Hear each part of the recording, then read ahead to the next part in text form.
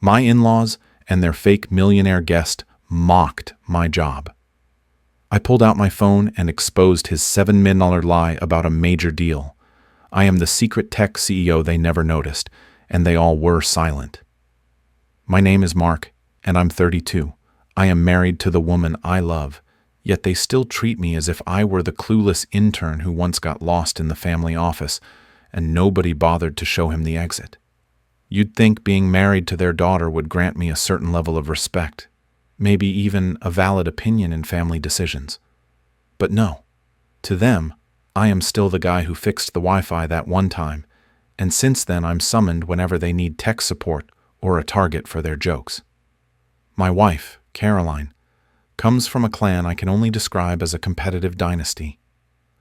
They are the kind of family that coordinates clothes and Christmas photos with an almost corporate seriousness, and maintains a group chat called The Winners, adorned with trophy emojis.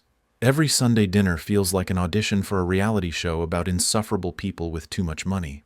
The director of that show is Victoria, her mother, a woman capable of transforming a simple barbecue into a strategic display. She doesn't serve dinners. She executes them like military maneuvers, swan-shaped napkin rings, wines that match her jewelry, and a sharp gaze that seems to evaluate your credit score the moment you walk in. She can smile while serving dessert, but you quickly learn that judgment is baked into every layer of the cake. The father, Richard, is a former financier obsessed with golf. Essentially a walking advertisement for khaki clothing.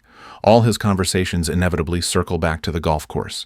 He always repeats that golf teaches discipline and character, as if he were quoting ancient philosophy. For my part, I just try not to fall asleep before the cake arrives. It's not that he hates me. He simply cannot understand how I make money by typing. I once explained that I design automation systems for supply chains. He replied, "Ah, like spreadsheets," and patted me on the shoulder as if I worked with modeling clay. Then there is Fiona, the 26-year-old younger sister, an aspiring professional influencer. She is the undisputed favorite. She changes careers like seasons, always lands on her feet, and is treated as if she were solving global problems between yoga classes. One month she's a life coach, the next a wellness consultant. Translation: she makes presentations for people who sell candles on Instagram. Every year she brings a different boyfriend, each one more unbearable than the last. And I am the quiet one, the one who works remotely developing infrastructure and automation for real, paying companies. But because I don't bombard LinkedIn with motivational phrases or post photos of brunch meetings, they assume I am essentially unemployed. Last December, Richard asked me if I had considered looking for something more stable. I replied, "Like a psychiatric hospital?" He didn't find the humor. The problem with Caroline's family is that they confuse volume with value. The loudest talker wins.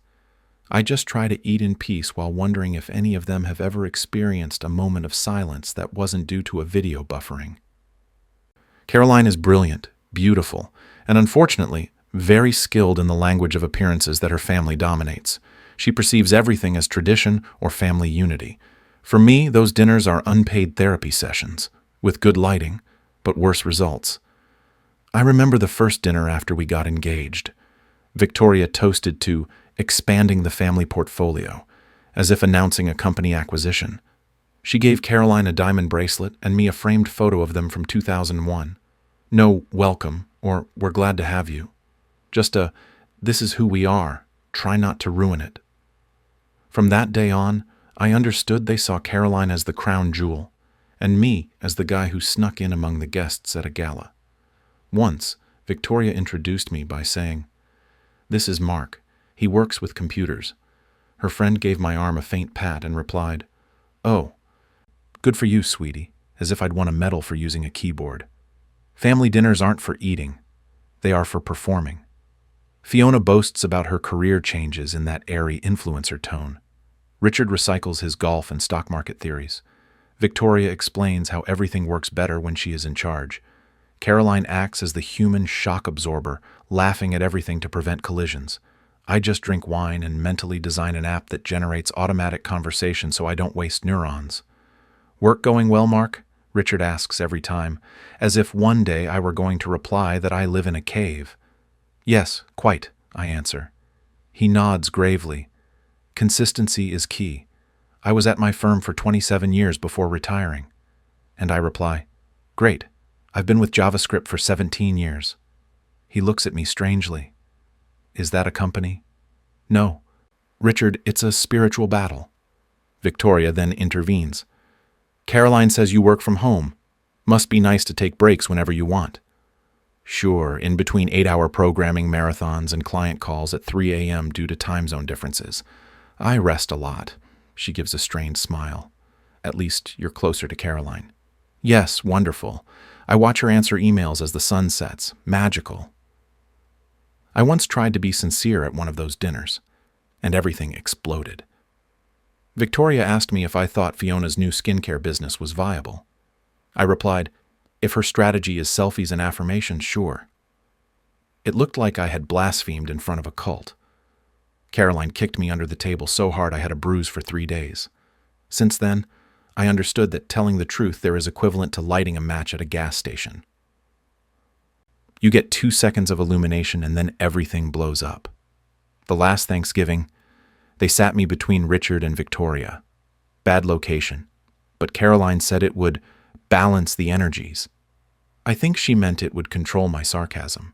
Richard spent half the lunch explaining how golf was a reflection of life. It's about strategy, Mark, he said, cutting the turkey as if it owed him money. You can't just hit and hope. You have to plan every move. Totally, I replied, trying not to lose my patience. Sometimes at these family dinners, I feel like I'm participating in a tournament with rules they never explain to me. Everyone talks, opines, and competes to look the most perfect, and I just try to get through the night without losing my patience. That day, as always, I tried to keep a low profile, but the situation was such that anyone could lose their mind. It all started when someone joked that marriage was like a golf swing. Choose the right movement and pray you don't end up in the tall grass. Richard released that phrase as if it were the revelation of the year, and I tried not to roll my eyes. Caroline nudged me to stay composed. Across from us, Fiona filmed her plate for social media, announcing how grateful she was for family and abundance, while Victoria adjusted the camera position because, according to her, the potatoes looked lifeless. Richard complained that someone had moved his golf clubs from the garage, and Caroline continued texting under the table, probably insisting I smile more. I, meanwhile, prayed for dessert to be served, or for a miracle to rescue me. At one point, Victoria turned to me with that studied smile.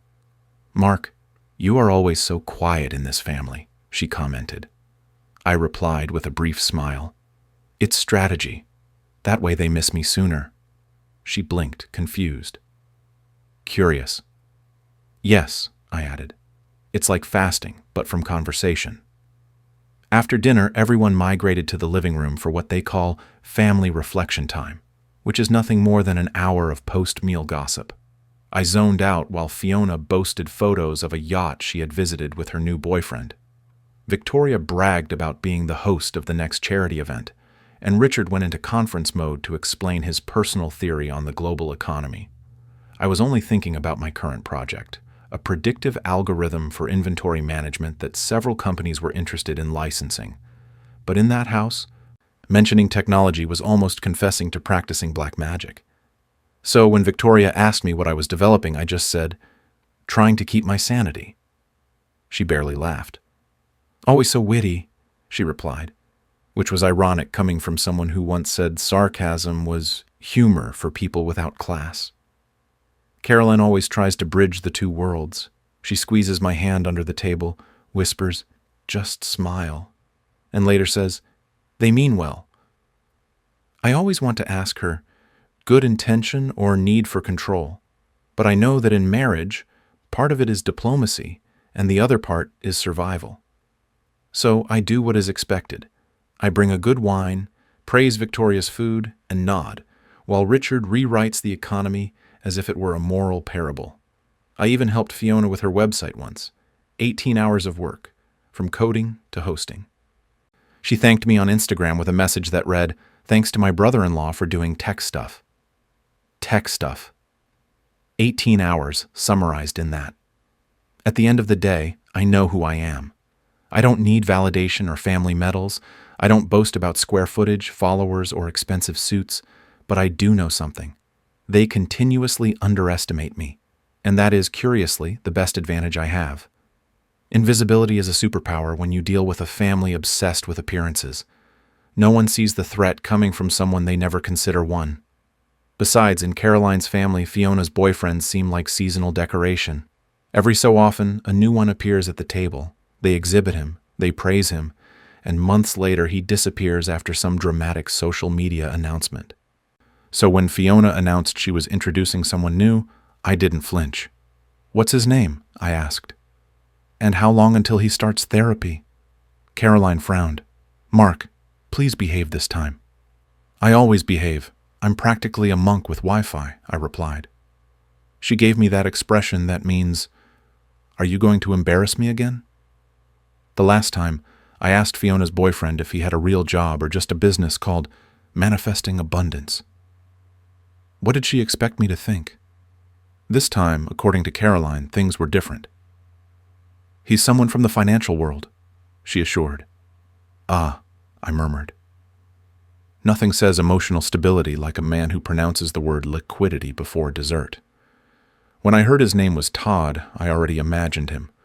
That type of guy who believes reading one business book makes them a visionary. We arrived at Victoria's house at 6:04, 4 minutes late, enough for her to greet us wearing a pearl necklace and an expression of catastrophe. "You're late," she said. "4 minutes," I replied. "That's late." The interior shone brighter than a Las Vegas souvenir shop, and there was Todd, perfectly groomed, wearing a suit that probably cost more than my car's monthly payments. His smile had the same effect as the market opening bell. "Mark, my man," he exclaimed, stretching out his hand as if we were negotiating the end of a kidnapping. "I've heard a lot about you." "I hope none of it is true," I said, shaking his hand firmly enough for him to understand I wasn't a sponge. He laughed with an exaggerated sound. "Caroline told me you're a tech guy. I love that innovative vibe. I'm in finance, hedge funds, portfolio optimization. You know." It was the favorite speech of men who think Excel is a masterpiece. Victoria glowed with pride. Finally, someone who understands business. "Yes," I replied. "Finally." The dinner followed its usual ritual, Victoria interrogating everyone like a prosecutor, Richard giving thanks for the food as if presenting a quarterly report, and Fiona acting as if her relationship were a sponsored product. "Tell us about your fund," Richard requested. Todd leaned back self-assured. "We specialize in diversified asset management using predictive analytics to maximize liquidity exposure across sectors." Even Richard paused for a second. "So, stocks?" Todd smiled. "Stocks, cryptocurrencies, futures, private equity. We are revolutionizing traditional models." Revolutionizing. The key word when someone can't clearly explain what they do. "How impressive," Victoria commented with corporate sparkle in her eyes. "Thank you, ma'am," he replied. "It's all about mindset. Believing in your success is the foundation." Caroline shot me a warning glance, but I said it anyway. "Todd, when you say believing in your success, is that before or after paying taxes?"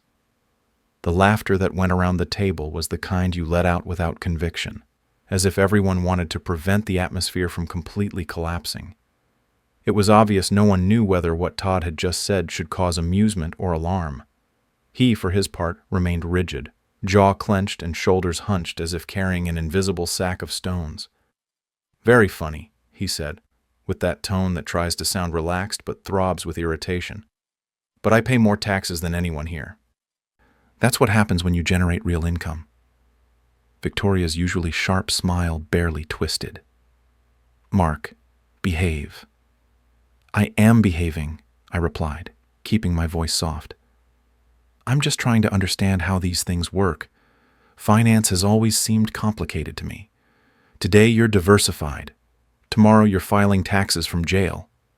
Even Richard let out a minimal, quick laugh, the kind you try to contain not to become an accomplice. And right after, I felt Caroline's shoe colliding with my shin under the table, an urgent reminder to stop. Todd tried to recompose what was left of his expert aura. Perhaps one day we can work together, he proposed, as if offering me an opportunity everyone would desire. Maybe, I said, though I warn you, I charge in real currency. I don't accept payment in motivational vibes yet. He blinked as if he didn't know whether to feel insulted or grateful. Fiona, always ready to intervene, leaned forward. They actually met at a leadership conference, she announced with a smile that looked more like a life raft than a comment. The conversation resumed, albeit awkwardly. Todd mentioned collaborating with high-profile startups. When I asked for examples, he scattered into generalities. Then he insinuated that I should consider moving into finance because, according to him, men with ambition always seek more. Technology is fine, but the big money moves in finance, he said with a certainty that only someone without real understanding can possess. That's why I married Caroline and not her sister, I replied with surgical tranquility. Silence fell like a slab. You could hear the crunch of the tablecloth when Richard adjusted his napkin. Todd laughed with visible nerves. Wow, you certainly have humor. I'm a software engineer, I reminded him. Spending all day debugging code trains me to debug people too. He smiled, believing he had regained control. Well, as I said, technology is fine, but the authentic power is in finance.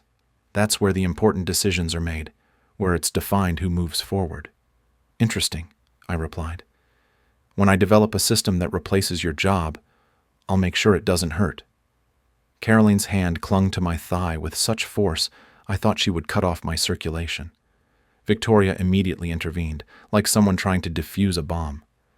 How about I bring dessert? While she went for the pie, Todd leaned towards me, lowering his voice as if sharing a secret. I like you, Mark. You remind me of my interns. I appreciate the compliment, I replied. You remind me of those pop-up windows you try to close, but they reappear.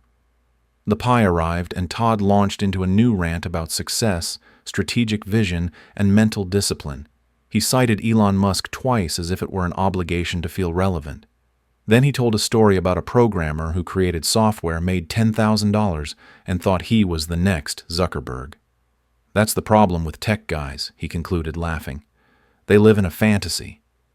Almost everyone laughed. Short, approving laughs, perfect for keeping the family system stable. Caroline's sounded artificial. Victoria allowed herself a discreet chuckle. Richard nodded as if Todd had said something profound. Todd turned to me. Did you ever try anything like that, Mark? I smiled with the calm of someone who knows exactly what he is doing. I once beat inflation, you know. The laughter returned, this time more appreciative. Well, at least you have options, Todd added. I know someone who teaches programming in high school. I could give you a hand. The table erupted in loud laughter. I also smiled, though for completely different reasons. None of them had any idea that I had just signed a 7-figure contract with an international company that Todd's firm had been trying unsuccessfully to impress for months. Silence is not always weakness. Many times, it is pure strategy. I raised my glass to continued growth. Todd clinked his against mine with undue enthusiasm, unaware that he had been his own joke the entire evening. On Friday, my phone vibrated with a message from Victoria. Dinner Sunday at 6 p.m. Dress well. No greeting, no cordiality, just an instruction. We could just not go, I told Caroline. We already went last month. My mom will think you're avoiding her, she replied. That's exactly what I'm doing. It's just a dinner, Mark. It's not surgery. At least surgeries include anesthesia. Victoria's house looked the same as always. Impeccable. Impeccably cold. And there was Todd again, with a smile that looked straight out of a catalog. Mark, good to see you, he said, extending his hand. Same here, I replied. Dinner started off calmly until Victoria asked, Todd, how is work? I closed a big operation last week, he said triumphantly. A merger with an investment fund. Confidential matters. In his language, confidential meant invented. And you? Mark? Victoria asked. I updated my antivirus. Big achievement for the week. The sound of the silverware hitting the plates echoed as if someone had rung a gong. Caroline gave me a look that would have melted steel. Todd took back control. So, Mark, what exactly do you do? Technology is a huge field. I run a software company. We create B2B systems for logistics companies. He nodded, pretending to understand. So, websites. If NASA made websites for supermarkets, then yes. Todd gave a forced laugh. Maybe you can help us someday. We're developing an analysis platform, exploring integrations, algorithms, complex stuff. Ah, yes, what's it called? Flapstream, something like that. We're in talks. My team is leading the negotiation, almost closed. It will be a huge win for us. My fork hung suspended in the air. Flapstream, I repeated slowly. Yes, my team is leading the negotiation, almost closed. It will be a huge win for us. I looked at Caroline, who still hadn't noticed the ironic spectacle in front of her. I turned back to Todd. Flapstream. Curious name. It sounds very familiar. Ah, yes, you invest in technology. In a way, I replied, taking out my phone calmly. I opened my email and went straight to the acquisition confirmation. There was my name, clear and complete, right above the document title. Mark, CEO of Flapstream Technologies. The moment Todd saw it, his smile crumbled as if someone had turned off a light in front of him. Everything all right? I asked in a casual, almost innocent tone. Yes, just didn't know you were involved, he replied, trying to sound firm.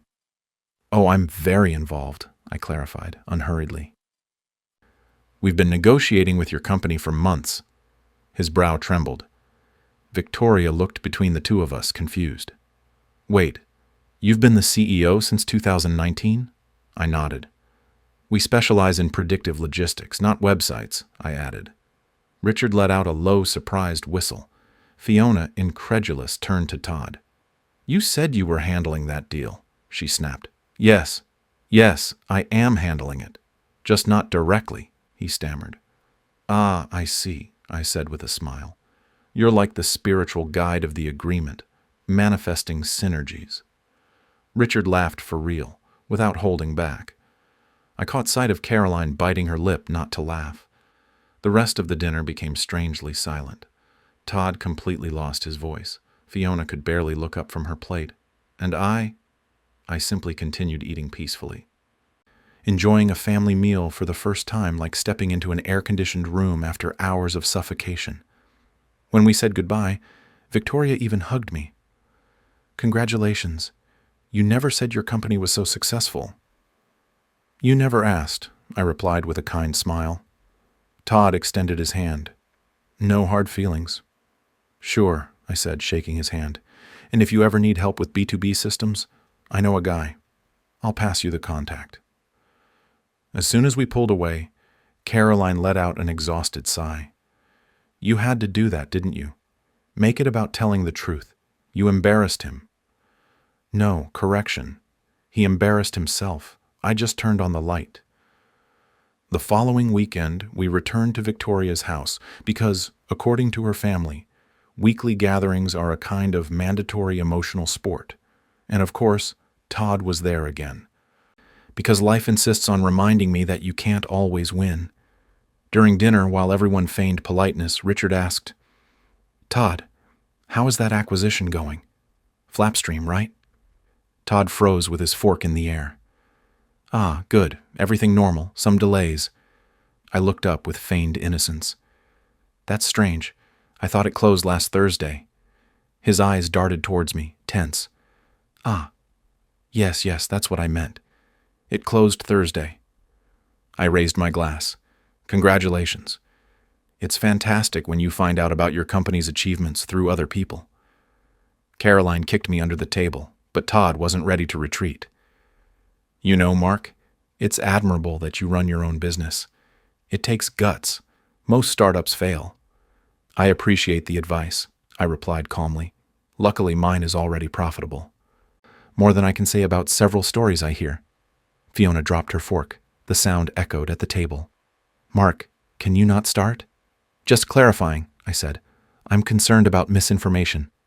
And that was when Todd wanted to deliver his final blow. Funny story. A colleague tried to launch an app, made about $5,000 and called himself an entrepreneur. It reminds me of... He looked directly at me. You, Mark. You started small too, right? Laughter erupted. Fiona covered her mouth. Victoria tried not to laugh. Richard had a twisted smile. Even Caroline let out an uncomfortable chuckle. I also laughed slowly, unbothered, calmly, because the trick with people like this is to let them think they are winning, just before the real hit. Yes, I started small, I said. But the difference is, I ended up big.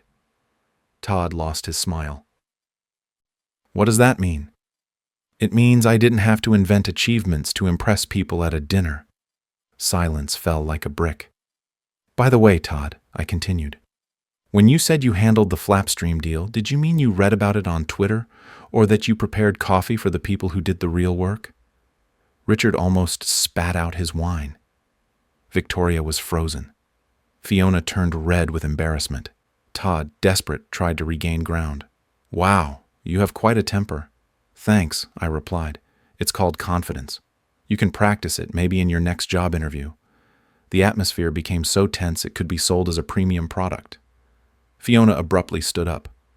I think dinner is over. Todd followed her, murmuring about my lack of professionalism. The door closed with a slam. No one spoke for a few seconds. Mark. That was rude, Victoria finally said. Seriously? I asked. I thought honesty was valued here. You humiliated him, she insisted. He humiliated himself, I repeated. I just stopped covering up his falsehoods. Richard, almost amused, intervened. The truth is, the guy spoke more in slogans than in complete sentences. For the first time in years, I like this young man more, he said, pointing at me. Victoria glared at him. We left early. She didn't even offer dessert, which in her house is equivalent to a temporary excommunication. In the car, Caroline whispered, Couldn't you really let it go? No, I replied. Letting things go is for yoga instructors and political campaigners. On Monday, my phone vibrated non-stop. The family group, the winners, seemed to be on fire. Victoria. Mark, what you did at that dinner was unacceptable. Fiona. You are toxic. Richard. Was the chicken dry or is it just me? Victoria. Richard, not now. Caroline. Let's talk later. And so began another week with the in-laws, dealing with truths they never asked for but needed to hear. I reread the phone for the third time before dropping it onto the bed with a sigh that seemed to drag several days of accumulated fatigue. The irony immediately settled in my mind, like a stubborn thought that refuses to leave. Technology, that modern marvel designed to bring people together, was achieving, at least in my case, the exact opposite. It wasn't a tool for connection. It was a silent weapon of pressure that vibrated whenever someone wanted to pull at my emotions. Caroline was finishing dressing in front of the closet. She adjusted a necklace with the precision of someone who has repeated the same ritual thousands of times. She shot me a quick glance over her shoulder, a mixture of curiosity and slight worry. Could you at least reply? She said, as she adjusted the silver bracelet on her wrist. I already did, I answered without getting up. I chose not to answer. That's also a way of communicating. Peaceful communication, if you want to call it that. Caroline rolled her eyes with that familiar resignation that always appeared when the conversation had something to do with her family. She didn't insist, but the subsequent silence spoke for her. Around noon, my phone vibrated again. It wasn't Caroline. This time the screen showed a direct message from Victoria without any adornment, no greetings, no courtesy. Lunch today. Jardin. It wasn't an invitation. It was an order cloaked in false politeness, an official communiqué, almost a royal decree issued from her own emotional throne. I replied, Perfect. Should I wear a suit for the public execution, or is casual attire sufficient? The message remained seen. No additional reply. Absolute silence, as if she had fulfilled her mission by transmitting the appointment. At the agreed-upon time, I arrived at Jardin, that restaurant with airs of a gastronomic sanctuary that boasted purified air, although I'm sure it was the exact same air that was outside. The tables were impeccably aligned, and the atmosphere had that pretentious silence that only overly expensive places manage to maintain. There was Victoria, impeccable as always, sitting at the back table, holding a glass of lemon water between her fingers, as if it were a natural extension of her hand. Her smile never reached her eyes. It was a political gesture, a perfectly carved mask. "Mark," she said in a calculated tone. "Thank you for coming." "My pleasure," I replied as I took a seat. "My therapist insists that I practice facing emotional challenges. Today I can cross that off the list." Not a sign that she had understood the comment. There was no gesture, no grimace, or change in her gaze. It was like talking to a statue that opined too much. The waiter approached with the tension of someone afraid to sneeze and cause a diplomatic catastrophe. "We'll go with 2 salads," Victoria ordered without looking at me. "No dressing for me, ranch for him." "Wow," I murmured. "How kind, you even decide for me." "Impressive." Victoria adjusted the napkin on her lap like someone rearranging her crown. "Mark, we need to talk about your behavior," she said bluntly. "You humiliated Todd in front of everyone. That affects the image of this family." I responded with a calm I didn't feel. "The real problem is not that your daughter brought a fake to the table. The problem is that I had the lack of delicacy to notice." Victoria pressed her lips together, holding back something between irritation and wounded pride. "You could have addressed it privately." "Privately? Like when you solve problems through the family group by sending passive-aggressive motivational quotes?" I asked. Her gaze turned into a sharp weapon. "Do you find that funny?" "I don't find it funny.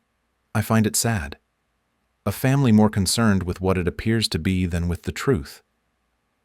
You should patent denial. You could sell t-shirts." She leaned towards me, lowering her voice. "Our family has a reputation. Richard's colleagues, my foundation contacts, we cannot afford scandals." "Then stop inviting them to dinner," I said, just as the waiter returned with the salads, looking like a reindeer caught between 2 conflicting powers. Victoria delicately pinched a piece of lettuce with an almost insulting elegance. "Families like ours thrive on unity," she declared. "We must show ourselves as a solid front." "You're not a family, Victoria. You're an advertising campaign with a family tree." She froze. "Excuse me?" "What you heard.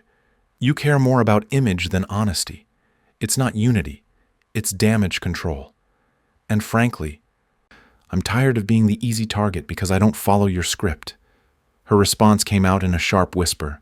"Don't ever make this family look bad again." I let out a laugh that had the effect of a plate crashing to the floor. Several heads turned to look at us. "That's what worries you." "That I look bad? Your future son-in-law lied blatantly at the table about a non-existent multi-million-dollar acquisition. But of course, according to you, I am the problem." For a few seconds, Victoria was speechless, as if the script she had prepared didn't include that line. "You don't understand how this world works. Perception is everything." "Then I'm definitely in the wrong world," I retorted. That silenced her for a moment, but as a disciplined antagonist, she recovered with the speed of someone who has rehearsed every argument in front of the mirror. "Richard and I raised our daughters to value ambition and good presentation. Caroline understands that, but you insist on dragging her down." "Dragging her down?" I asked in disbelief. "Do you mean she doesn't need your approval to be successful? She is who she is because of her own effort, not because she belongs to a social club." Victoria couldn't contain herself. "She married someone who hides behind a computer." There was the blow she had been saving, the direct attack. I smiled calmly. "You're right. I don't just work hard.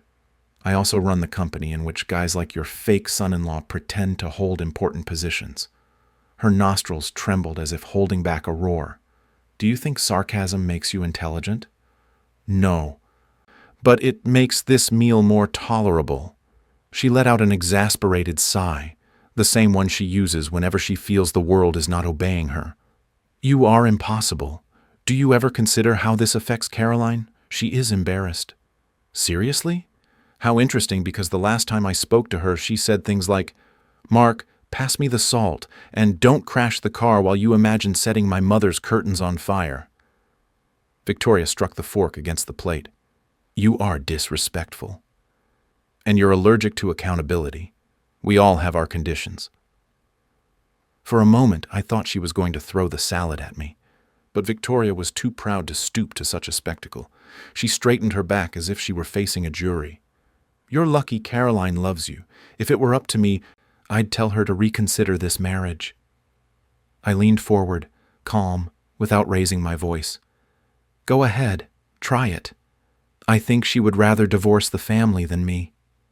Victoria's expression was a masterpiece, a mix of disbelief, contained rage, and temporary defeat. The rest of the lunch unfolded in a harsh, tense silence, so thick that the cutlery against the plate sounded like small hammer blows.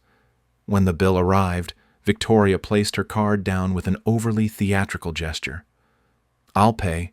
You couldn't afford the price of this conversation. Oh, I can, I replied as I took my coat. I just don't tip for emotional manipulation. Victoria's heels clicked on the floor like a final verdict as she walked away. When I got home, Caroline was waiting at the threshold, arms crossed like a barrier. Mom called, she informed me in a flat voice. Of course, I said. Did she officially name me the Antichrist yet, or is that for tomorrow? She said you were cruel. Correction, I pointed out. I was clear. Caroline put her hands on the bridge of her nose, trying to contain her frustration. She's worried about the family image. They say you humiliated Fiona's boyfriend, and everyone is talking about it. Perfect, I replied. Let them talk. And for the first time in a long time, I said it without fear. When she frowned, I immediately understood that nothing would be simple. It's not that simple, she murmured. My mom's friends donate to the foundation, my firm's wellness foundation. If this turns into a scandal, it could look bad. I leaned towards her, trying to process the twisted logic I was hearing.